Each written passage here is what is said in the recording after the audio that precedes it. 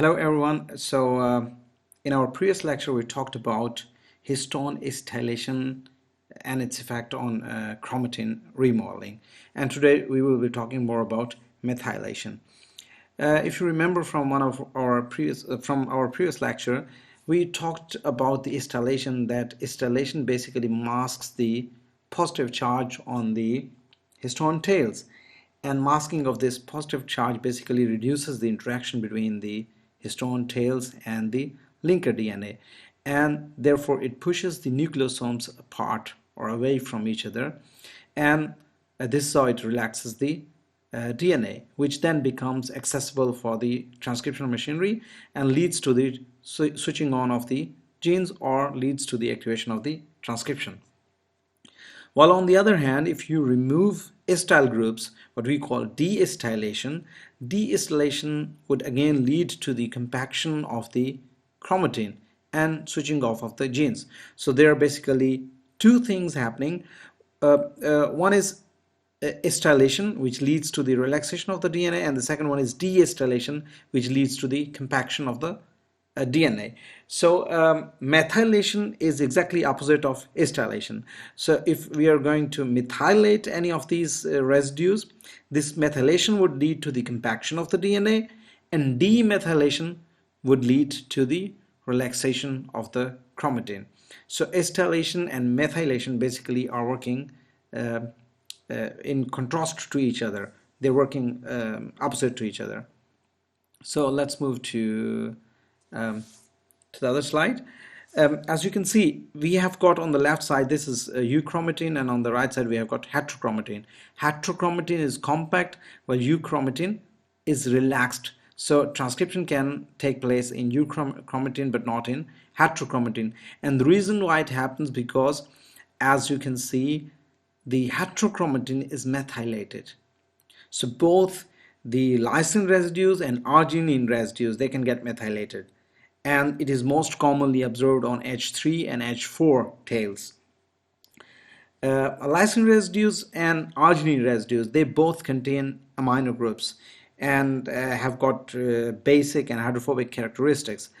Lysine can be, because it has got an amino group, it's NH3, so it can get monomethylated, dimethylated, or trimethylated, so replacing this hydrogen atom with each of these addition of the acetyl groups. So it can be monomethylated, dimethylated, or trimethylated, while arginine can be monomethylated or dimethylated, but in either case it's basically methylation is leading to the compaction of the chromatin and switching off of the or suppression of the transcriptional activity.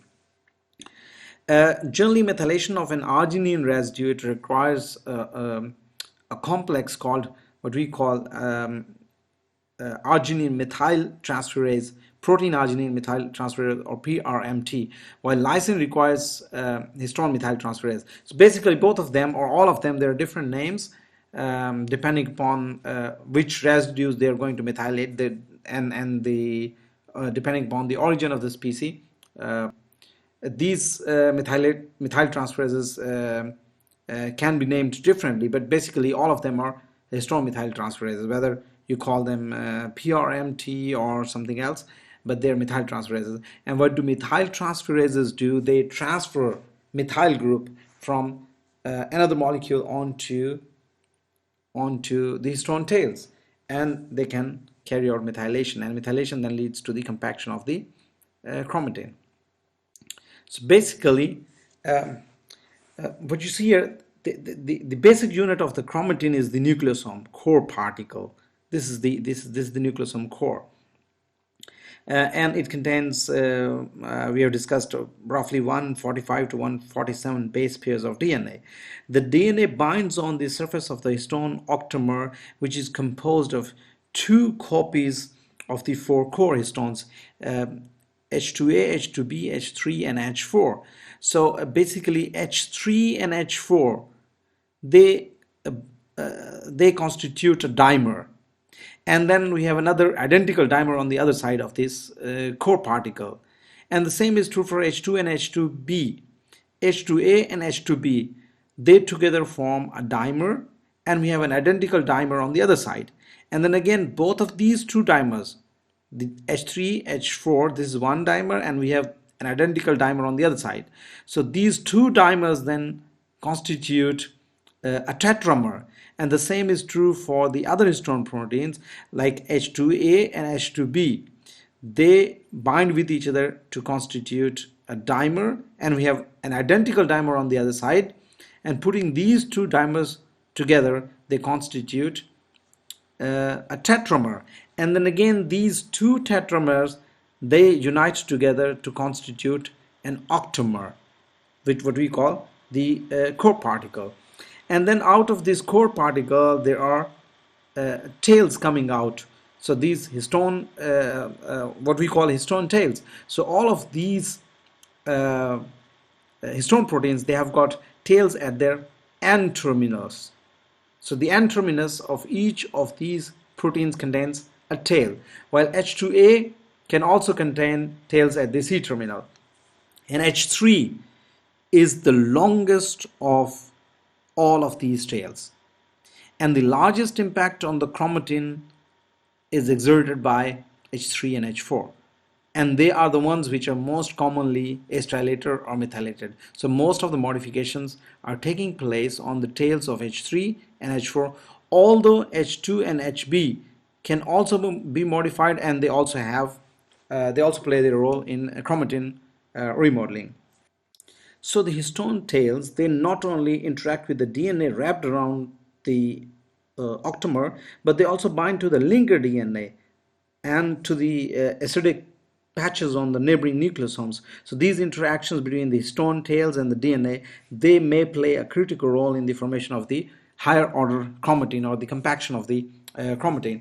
So what we see here, there are certain lysine residues which are indicated by K, and certain arginine residues indicated by R. And you can see that most of the modifications are taking place on H3 and H4. So AC stands for acetylation and ME stands for methylation. And what you see here on top of them, these are the names of the methyl transferases which are carrying out methylation.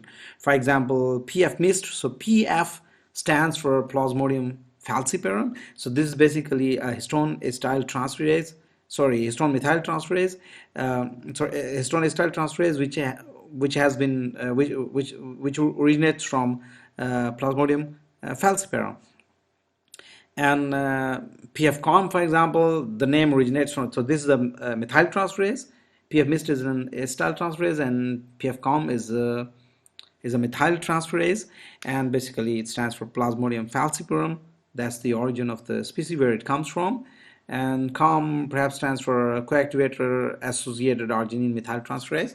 But basically, you don't need to remember these names, but what you need to understand is that these are different types of enzymes. These are either acetyl transferases, which can add an acetyl group onto the arginine or lysine residues, or these are methyl transferases which can add a methyl group to them. So the numbers count from the N terminal. So this is the lysine residue number 4 at number 4 position. This is at number 9, and this is arginine at 14th position, and so on. What you see here is that some of these residues appear to be acylated and others appear to be methylated, and there are certain others which indicate both of these two, methylation or acetylation, both of these two molecules. So it's not like this is happening simultaneously, but this indicates, basically, we will study later, we will talk about the histone code. So it means this arginine residue, this can get acetylated or this can get methylated. So acetylation would have a different impact, and methylation is going to have a different impact. So it depends upon the situation whether it is being acetylated or it is being methylated. The same is true for these lysine residues. Sometimes it would be acetylated, while at others it would be methylated. So acetylation would lead to the dissociation of this tail, or to the weaker interaction of this tail with the linker DNA, this DNA, for example, and methylation would enhance its interaction with the linker DNA. So the linker DNA is going to interact with both of these two things. So the core histone proteins, they're also interacting with the DNA, while which is wrapped around them, and these tails, they are interacting with the linker DNA. So if they're acylated, then there's weaker interaction with the DNA, and if they get methylated, then there's stronger interaction with the DNA. And again, both deacetylation and demethylation can also take place, and they have a negative impact. And the same is true for phosphorylation.